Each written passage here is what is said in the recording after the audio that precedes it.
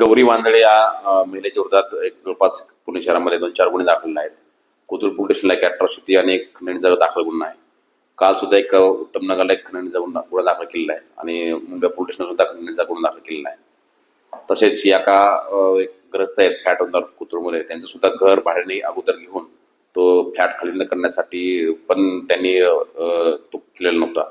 तर भाडे नियंत्रण जो कोर्ट आहे, त्या कोर्टामध्ये सुद्धा एक ऑर्डर आली की त्यांना ते घराच्या बाहेर वगैरे त्यांना घर खाली करून जे मूळ उधार आहेत त्यांना द्यावं. अशा वेगवेगळ्या प्रकारच्या तक्रारी पोलीस स्टेशनला किंवा या वेगवेगळ्या पोलीस स्टेशनला आलेल्या आहेत. त्याच्यामध्ये अजूनही कोणाची काही तक्रार असेल तर लोकांनी समोर यावं.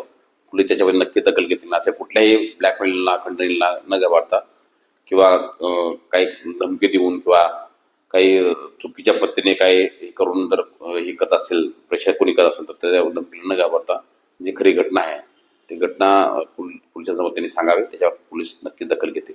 आता ते आहेत कोर्टाच्या ऑर्डर आपल्याकडे आलेले की ते खाली करावं म्हणून, तर त्या कोर्टाच्या आदेशाप्रमाणे पोलीस पुढील कारवाई करतील.